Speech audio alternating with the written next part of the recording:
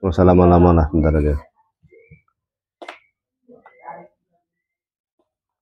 Oke, bismillahirrahmanirrahim. Tal jelas. Assalamualaikum warahmatullahi wabarakatuh. Alhamdulillah, wassalatu wassalamu ala rasulillah wa ala alihi wa sahbihi wa mawala amma ba'du. Sawfa nastamiru fi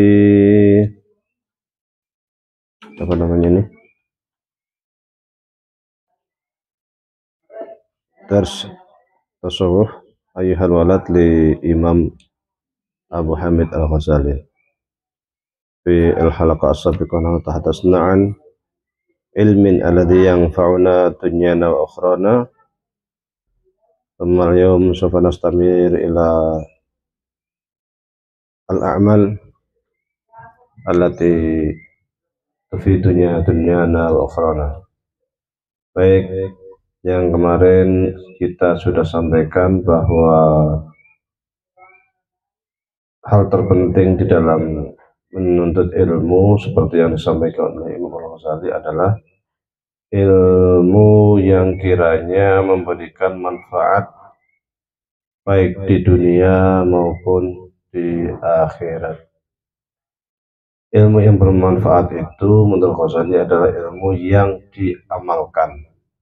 Maka ilmu apapun sekiranya tidak dapat diamalkan, dipraktekkan, maka menjadi percuma. Ayyuhal walad, wahai anak, la takun minal a'mali muflisan, janganlah kamu itu punya amal perbuatan namun kamu itu merugi. Wala minal ahwali kholiyan, dan juga engkau itu ketika dalam kondisi tertentu dalam kehidupanmu dan dalam interaksimu dan yang lain itu kosong, tidak ada nilai ibadah sama sekali, rugi seperti itu. Wa tayakun annal ilma al mujarrad la ya'khudhu bil yad mithluhu law kana ala rajulin fi bariyatin asratu asyafin hindiyatin ma'aslihatin ukhra wa kana ar-rajulu syuja'an wa ala harbin fahamala alaihi asadun muhibun fama dhannuka hal tadfa'ul aslihatu syarral asadi anhu bila istimaliha aw darbu biha. Dan yakinlah wahai anak, wa tayaqon anal ilmu musad layak kuduliyat, bahwa ilmu saja sekedar pengetahuan saja itu enggak bermanfaat sama sekali. Itu seperti laukana ala rasulin fi bariyatin, seorang yang dia itu berada di katakanlah padang pasir atau di suatu tempat, sementara dia itu asyratu asyafin hindiyatin, dia punya 10 pedang India, karena di zamannya dulu, zaman Nabi Muhammad, zaman setelahnya juga, zaman Imam Ghazali, pedang terkenal itu pedang buatan India, terkenal tajamnya, bagusnya, dan lain sebagainya. Kita punya 10 pedang. Wa kana rajul suja, dia ahli pedang, dia pintar, dia pandai, dia berani, seorang pendekar. Wa alu harbin, pandai berperang, pandai bertempur. Fahamal alai asadun muhibun, nami kemudian ketika dia itu di padang pasir, dia sendiri, dia punya 10 pedang India yang terkenal sangat luar biasa. Tiba-tiba saja datang 10 asadun muhib, singa yang sangat menakutkan mendatangi dirinya. Fama dhannuka, kiranya ketika kita sudah menyiapkan diri membawa pedang itu kira-kira bermanfaat atau tidak? Kalau zaman sekarang bawa pistol, bawa bedil,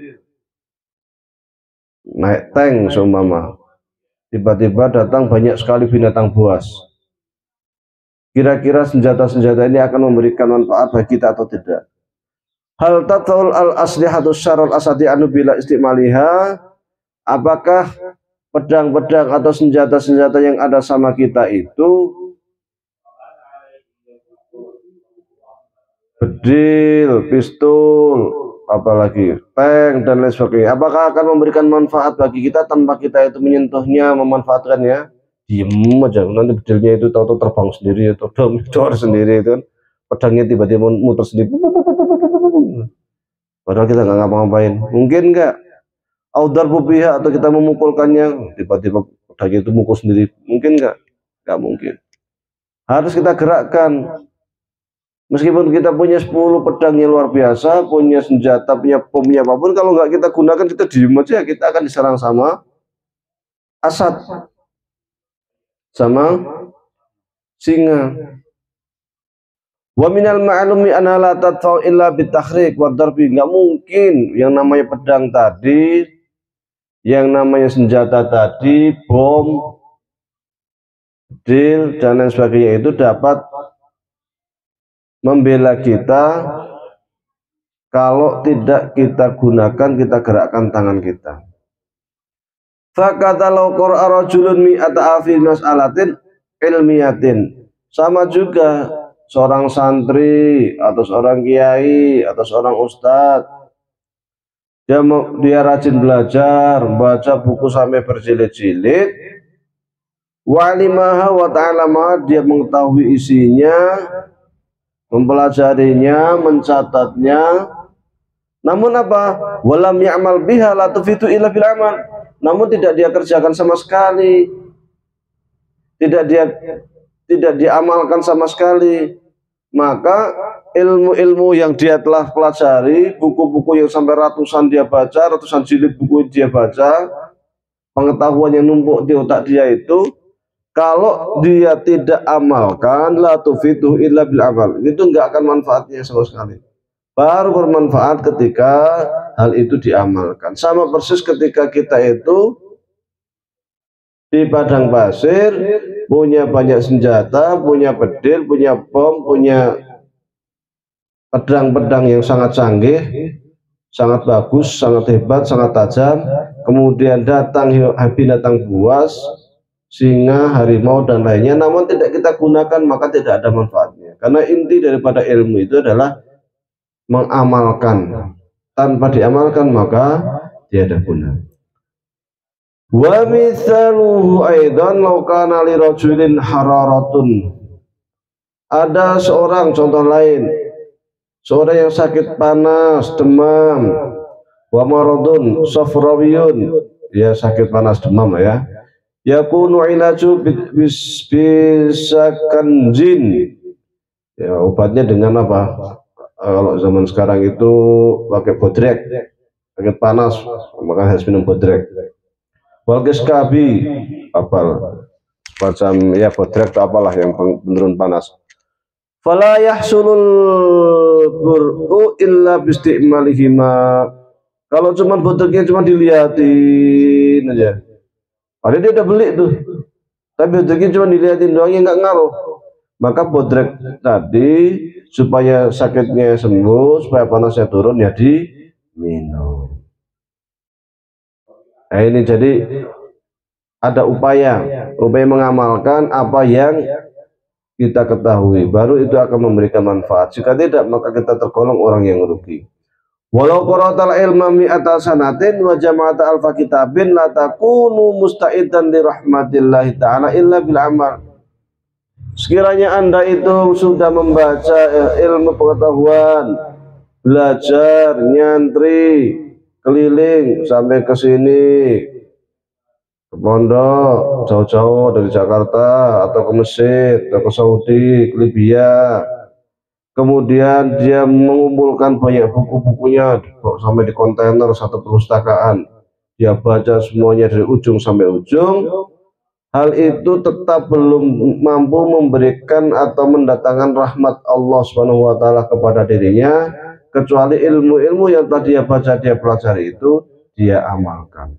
Maka kemudian qala Allah taala, Allah berfirman, wa laisa lil insani illa ma sa'a, dan bahwasanya bagi manusia itu ya apa yang dia usahakan, apa yang dia kerjakan. Kalau nggak dikerjain dia nggak dapat apa-apa.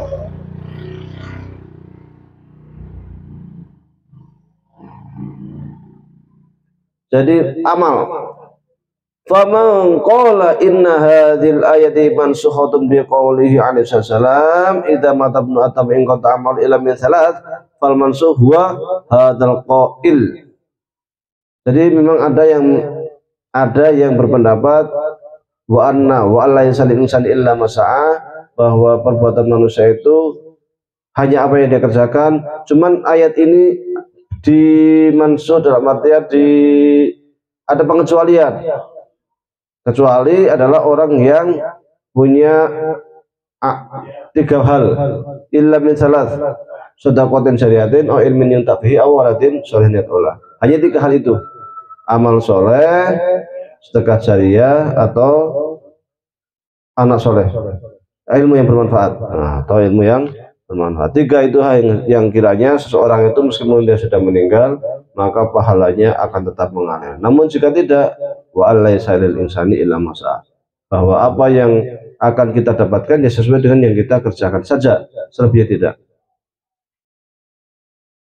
Allah juga berfirman, "Faman kana yarju liqa'a rabbih falyamal 'amalan shalihan." Orang yang berharap untuk bertemu Allah itu maksudnya mendapatkan rahmat Allah, mendapatkan surga Allah, itu adalah orang yang falyamal 'amalan shalihan, orang yang beramal soleh. Amal bukan ilmu saja, tetapi ilmu yang menghasilkan perbuatan baik. Jazaan bima kanu ya'malun, karena sebagai balasan budi baik terkait apa yang sudah mereka kerjakan. Jazaan bima kanu yaksibun, jazaan bima kanu yaksibun, sebagai balasan terhadap apa yang telah mereka kerjakan di dunia. Innal ladzina amanu wa 'amilus shalihati kanat lahum jannatul firdausi nuzula. Sesungguhnya orang-orang yang beriman, bukan hanya beriman, namun juga wa 'amilus shalihat, juga beramal soleh. Apa pahala ganjaran bagi mereka yang beriman dan beramal soleh? Kanat lahum jannatul firdausi nuzula, maka tempat turunnya mereka, tempat menginapnya mereka, tempat tinggalnya mereka adalah di surga yang disebut dengan surga Firdaus. Ya kan? Lagi-lagi amal, bukan sekedar hanya iman, tapi innalladzina amanu wa 'amilus shalihati. Juga firman Allah, illa man taba wa amana wa 'amila 'amalan shalihan. Orang-orang yang bersurga itu siapa aja? Yaitu orang yang bertaubat, bukan hanya tobat tok, wa amanah, tapi juga beriman kepada Allah, beriman kepada syariat Allah, beriman kepada seluruh perintah-perintah Allah, wa amila amalan shalihan, namun juga mengamalkan, melaksanakan, mempraktekkan amal soleh, perbuatan baik sesuai dengan perintah Allah Subhanahu wa taala. Di dalam hadis juga dikatakan wa fi hadzal hadis bunyal islamu ala khamsin, bahwa Islam itu dibangun di atas 5 pondasi. Sekiranya kita lihat ini terkait dengan amal. Syahadati alla ilaha illallah, syahadat la ilaha illallah. Syahadat itu kan diucapkan pergerakan lidah, mulut, amal itu bukan hanya dalam hati. Kalau dalam hati belum bersyahadat. Orang ngaku syahadat kalau cuma bilangnya di mana kamu syahadat, dalam hati saya, dalam otak saya, nggak bisa, harus diucapkan, dilafalkan. Wa anna Muhammadan Rasulullah, bahwa Nabi Muhammad adalah Rasulullah. Bukan hanya itu, tetapi juga wa iqamis shalah, mendirikan salat, wa itaiz zakah, membayar zakat, wa shaumi ramadhan, dan kemudian puasa bulan Ramadan, wa hajjil baiti man istata'a ilaihi sabila, dan berhaji bagi yang mampu. Jadi salat ini terkait amal, zakat terkait amal, puasa terkait amal, haji juga terkait amal. Maka keimanan ngaku-ngaku iman saja, ngaku-ngaku mendapat ilmu saja, kalau tanpa amal perbuatan, tanpa dibuktikan dengan perbuatan amal soleh sehari-hari, maka hal-hal tadi dianggap muflis, rugi. Wal imanu qaulun. Iman itu apa sih? Iman itu qaulun, perkataan bil lisani, dengan lisan. Saya beriman, ngomongnya kan gitu. Buktinya apa kan? Itu yang penting. Buktinya apa? Wa tasdiqun bil janan. Yakini di hati. Wa amalun bil arkan, dan dibuktikan dengan amal perbuatan dengan anggota tubuh kita. Jadi bukan hanya bilisan saja mengaku bersyahadat setelah itu diem, enggak, tapi juga syahadatnya di mulut, keyakinan dalam hati. Karena seperti Abdullah bin Ubay, dia itu seorang rasul munafikin dan dengkotnya orang munafik.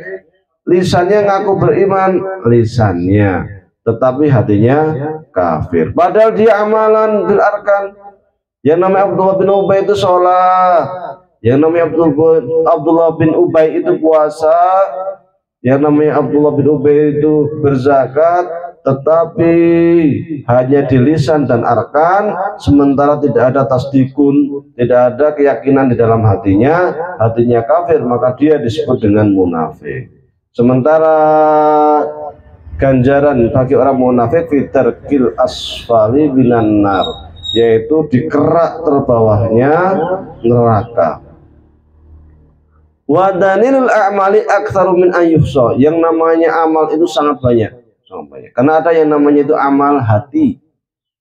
Amal hati itu dengan hati kita selalu berniat baik atau berzikir, zikir hati. Subhanallah, subhanallah, la ilaha illallah, la ilaha illallah. Dalam hati tetap dapat pahala.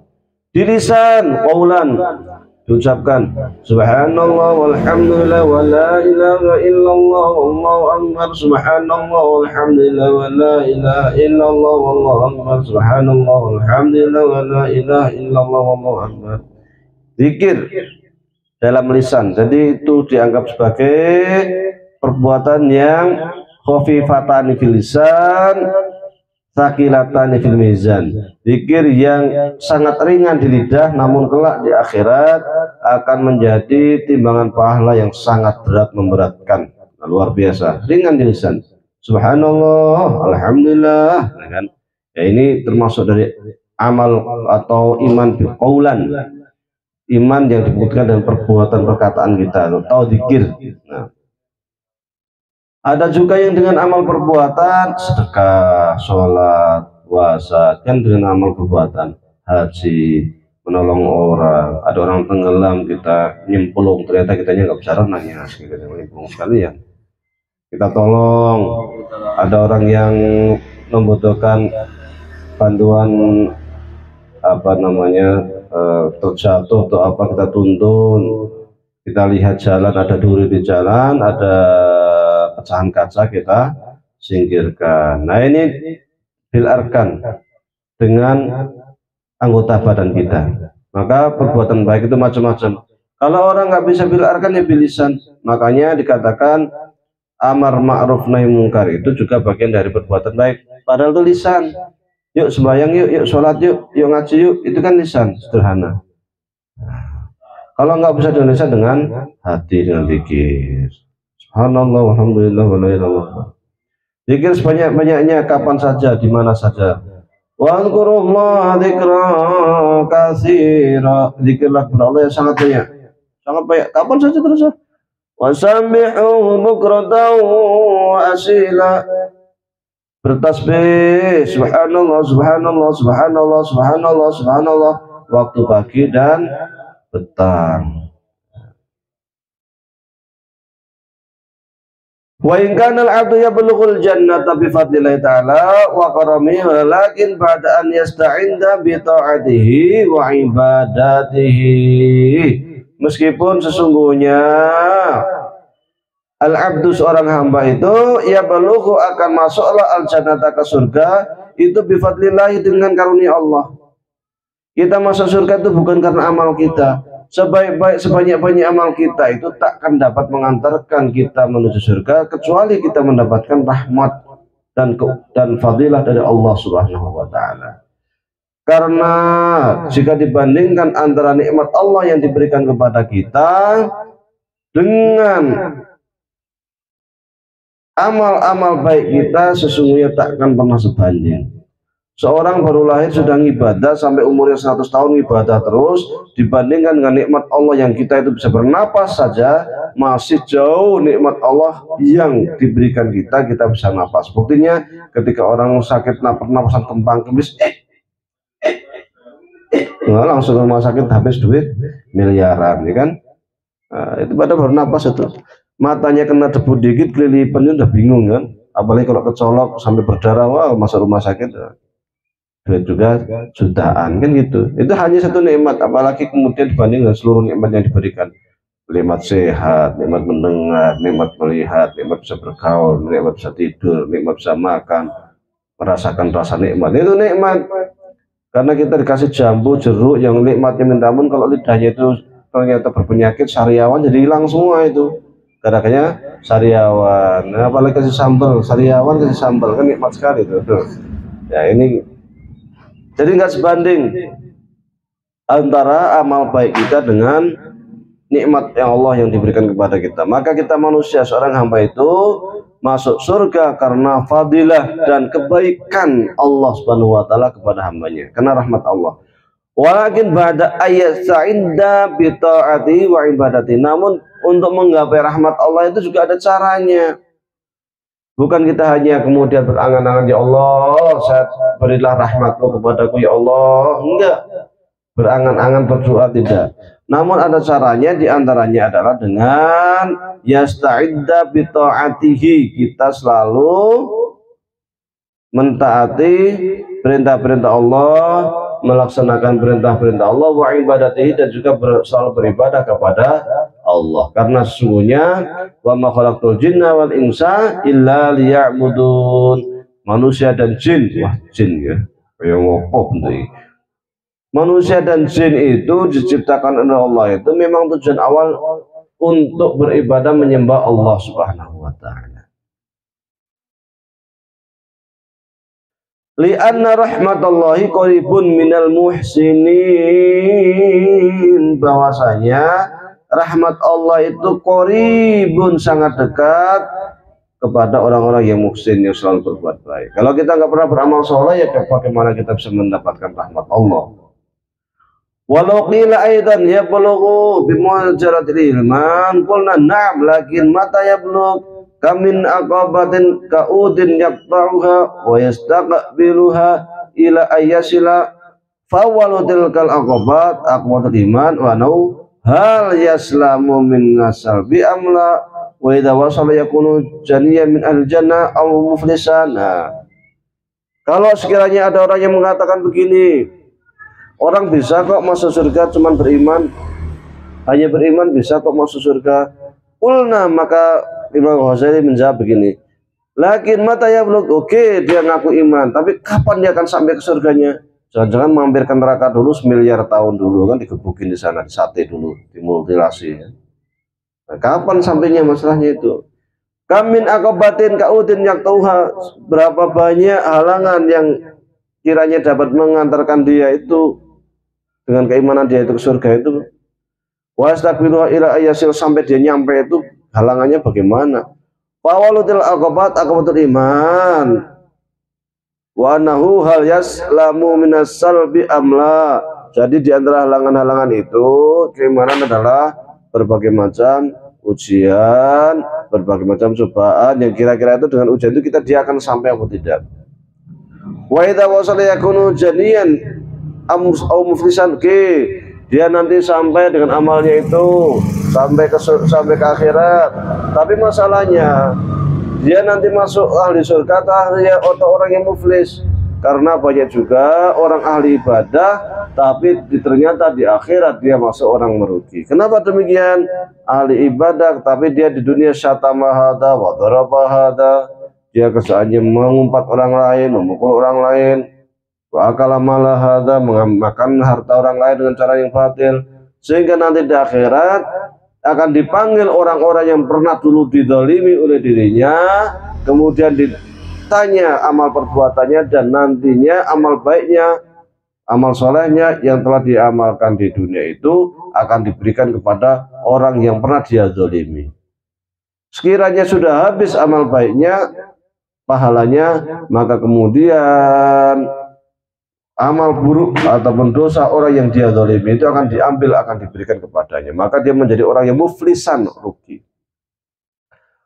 Wa qala al-Hasan al-Basri rahimahullah,